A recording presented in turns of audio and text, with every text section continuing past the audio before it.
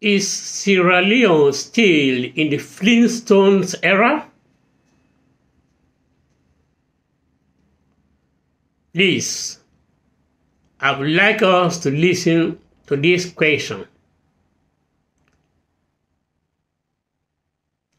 and give your opinion.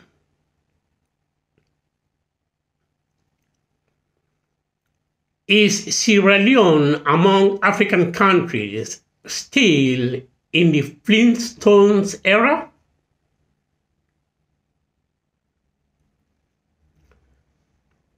It is hard to believe that in the 21st century, one could make a living by breaking rock into pieces of stones with pickers and mattocks under the hot burning sun, sweating from head to toes.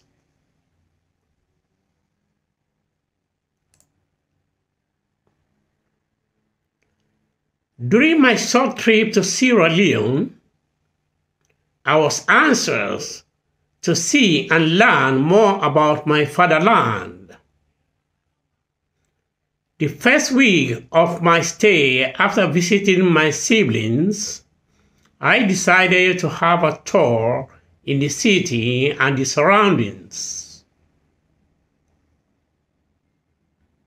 I hired a vehicle for a day through a bargain price but reasonable, and off we rode by the main road, and I started to have short snaps. All of a sudden, we were stuck in long traffic circulation just after a few hours of driving from my residence in the east part of the country. That's the capital city. The driver was moving as if we were parading.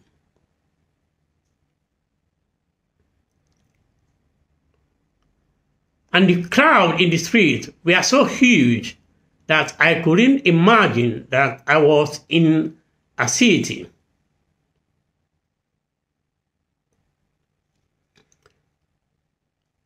As the day went by, we were able to break through the traffic and left the city. However, I controlled my temper and watched with eagerness everything on my way. What infuriated me was the presence of the British Empire and other Western powers.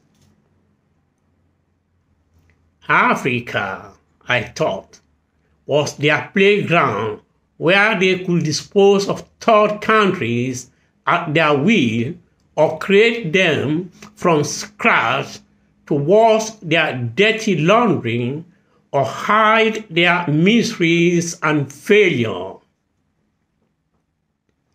Not only this, but perpetuating their emblematic figures in public places as saviors instead of slave traders and human traffickers. For example, in Sierra Leone, Granville Sharp, among others.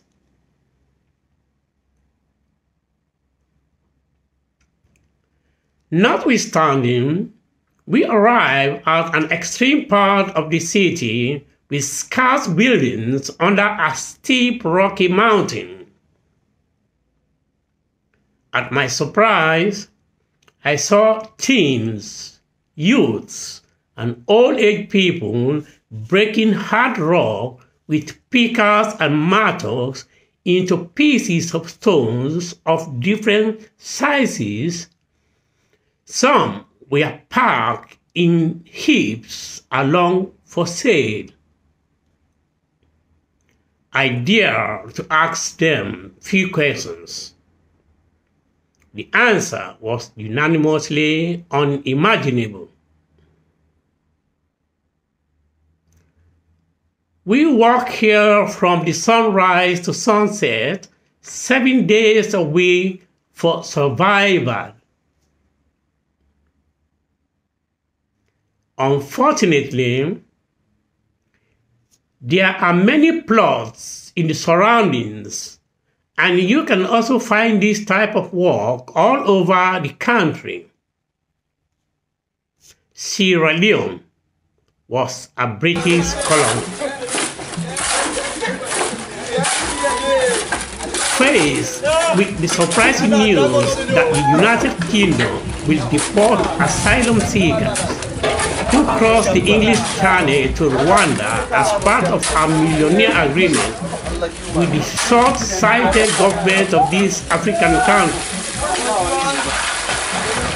that history can always be to remember that every time the Anglo-Saxon world has reached into Africa,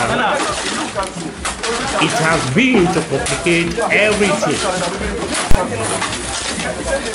We should take note of what happened between 2014 and 2017, with more than 4,000 people deported from Israel to Rwanda and Uganda. The experience was not satisfactory and even worsened an illegal immigration to Europe. However, this is not new. The British have already attempted to use their African colonies to deport entire populations in the early 20th century.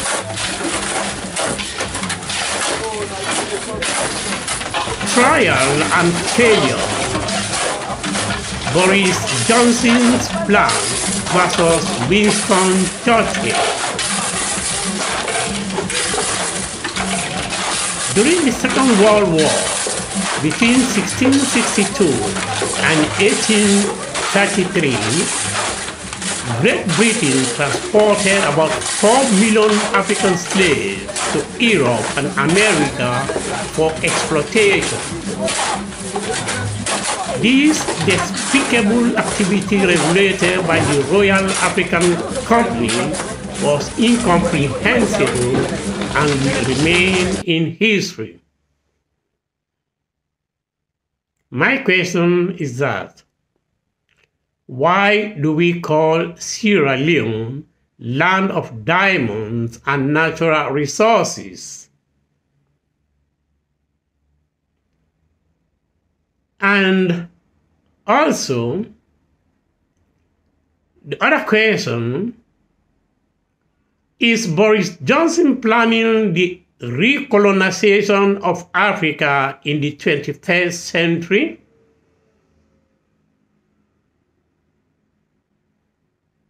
Give your opinion and ideas.